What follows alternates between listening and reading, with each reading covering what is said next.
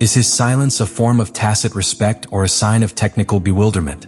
What does Hamilton's spectacular performance say about the real state of Ferrari in 2026, and how has that affected the media and technical discourse around the seven-time champion? Throughout the 2025 season, Nico Rosberg was one of the most pointed analysts in the paddock. Every mistake Hamilton made with Ferrari, every gray session, every bad strategic decision, was immediately dissected by Rosberg with a mix of technical precision and ironic tone. His comments, loaded with authority due to his experience as world champion and direct rival of Hamilton, were almost a fixed section in the post-race programs. He criticized him for his late adaptation to the SF-25, for not modifying his driving style, for not accepting that he was no longer in a dominant team. Rosberg treated him like a driver past his prime, clinging to a past glory he could no longer replicate. And yet, when the biggest moment arrived since Hamilton joined Ferrari, Rosberg disappeared. It was just after the tire tests in Barcelona 2026, when the Briton achieved something that very few expected, setting the fastest time of the entire week, dominating with an SF-26 that seemed taken from another category. The figures were eloquent, yes, but the most compelling thing was the feeling it left in the atmosphere. For the first time in a long time, the entire paddock was left without answers. And among all the silences, the most thunderous was that of Rosberg. What happened in the Barcelona tests with the SF-26 was not a simple flash of performance. It was a technical warning, a demonstration of silent power that not even his rivals dared challenge. The car, the product of a complete renewal in Ferrari's design philosophy, made it clear from the first moment that we were not facing another evolution, but rather a complete redefinition of what it means to be competitive under the new technical regulations of 2026. And at the center of this revolution, a man accustomed to being reborn, Lewis Hamilton. During 5 intense days of testing, the SF-26 wasn't just reliable, it was relentless. He completed 444 laps, with Hamilton in charge of 204 of them. Not a single mechanical failure, not a loss of power, not a red flag caused by car or driver error. In a context where most teams were still struggling to understand the behavior of their new cars, Ferrari seemed to have started the season from an already optimized position. While some teams carried out systems checks, data correlation validation, or initial aerodynamic work, Ferrari ran race stints of more than 30 laps at a stable pace, in variable conditions and with multiple configurations. But what was truly disturbing for the rest of the paddock was not just the quantity of kilometers accumulated, but the quality of those kilometers. In a particularly eye-catching run on Thursday morning, Hamilton completed 85 consecutive laps. That is, almost 2 entire Grand Prix without stopping, maintaining minimal tire degradation and no visible oscillations in lap times.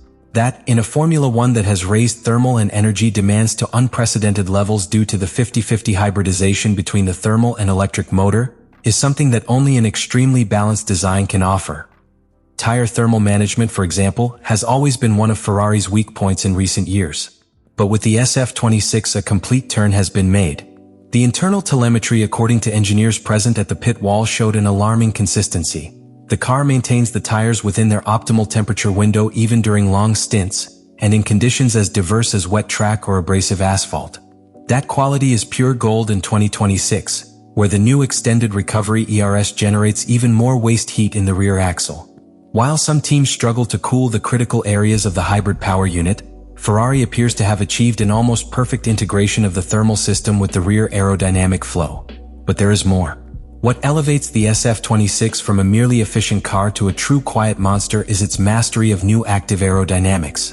In the 2026 regulations, the FIA allows both the front and rear wing to be modified on the straight to reduce drag. Ferrari, however, has gone one step further. Not only have they implemented the straight mode as dictated by the regulations, but they have developed an intelligent variation that adapts the degree of opening of the front wing depending on the speed and angle of attack. This means that the SF-26 doesn't just fly straight, it does so with millimeter control of the load balance. During high-speed video recordings, the SF-26 could be seen aggressively flattening its front wing at the exact moment traditional DRS would activate on earlier versions of the car. But the key is what happens next. When entering fast corners, the system instantly reconfigures itself, progressively recovering downforce, giving the driver absolute confidence to maintain traction and stability without sacrificing exit speed. Even in wet track conditions, Ferrari dared to test the so-called partial mode, a variant of the active system designed to partially reduce the load in the rain without compromising stability. While the other teams chose to wait for the track to dry, Hamilton took to the track knowing that his car could handle this new level of uncertainty. These tests not only collected vital data, but also sent an unmistakable message. The SF-26 is ready for any condition. This was the second great silence in Barcelona. The first Rosberg's, the second that of Mercedes. And they both have the same origin. The SF-26 has changed the game. Instead of roaring with superiority, Ferrari has whispered with efficiency. And those whispers have sown deep unrest in the paddock. A car that does not break, that does not wear out, that does not flinch in the face of conditions. A car that, without raising too much dust, could be about to become the most lethal weapon of the advanced hybrid era. A silent monster with an Italian name and British hands. For much of 2025, the dominant narrative around Hamilton was one of decline. Many saw him as a legend in the twilight phase of his career. His arrival at Ferrari, after years of frustration with Mercedes, was interpreted as an emotional move rather than a sporting one. The first races did not help to change that perception. An erratic SF-25, failed strategies, and a Lewis who seemed more a symbol of the past than a threat to the future. His body language spoke of frustration. His statements conveyed a mix of resignation and an effort to find meaning in the midst of chaos. Even his most loyal fans were beginning to assume that the dominant Hamilton of the hybrid era was behind him. But then the change came. And what happened in the Barcelona tests was not simply a good technical performance. It was a catharsis. It was the moment when Hamilton not only rediscovered speed, but also the joy of driving. In his own words, he defined SF-26 as fun, nervous, more enjoyable. He said that the car slid, that it moved, that it challenged him, but that it reminded him what it means to be a driver. And if there is something that distinguishes great champions, it is that ability to enjoy discomfort, to find balance in chaos, to turn a complex car into an extension of your instinct. That seemingly simple statement, for those who do not follow Formula One closely, may seem irrelevant. But inside the paddock, it was a subtle bombshell. Because Hamilton had been complaining for years about the lack of feeling with the rear axle of Mercedes cars, about the impossibility of adjusting the balance intuitively.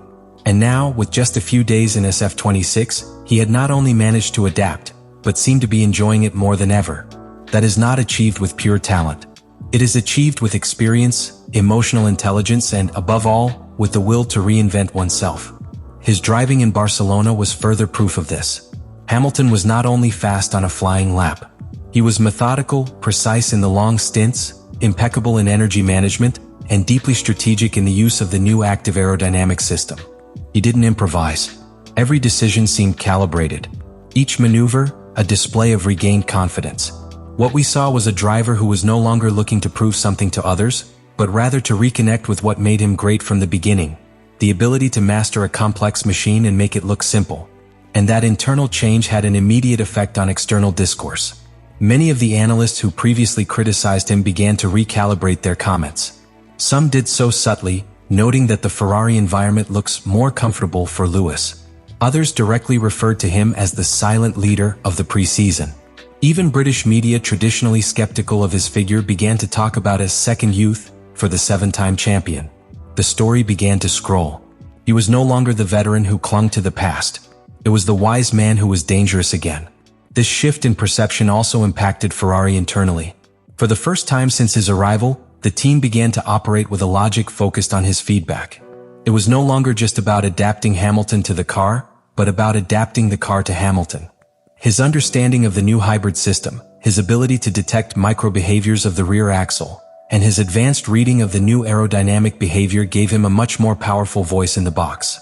His role went from being the new guy to becoming a technical reference. And that, at Ferrari, is a privilege reserved for very few. All this shows that Hamilton's true renaissance is not just physical or technical. It is a strategic renaissance. It is the return of a driver who has understood that success in this new Formula One does not come only from pure speed, but from the ability to adapt, internal leadership, and systemic understanding of the car and the environment. In Barcelona, he not only recovered tense, he recovered the story. He regained the respect of the paddock. And most importantly, he regained his self-confidence. And when a driver like Lewis Hamilton believes in what he does again, enjoys it again, and also has a car that responds to him, Formula One changes. Because with his rebirth, the fear of his rivals is also reborn. They no longer see him as a figurehead with 7 titles. They see it, again, as a real threat. As someone who is willing to rewrite his history. Not to close his legacy, but to expand it. So yes, the silence that occurred after the Barcelona tests was not coincidental. It was choral. It was shared by critics, rivals, and analysts. It was the tacit manifestation that something has changed. And that, when the track speaks with the forcefulness with which the SF-26 spoke, the best thing many can do is listen. Leave me in the comments what you think of all this.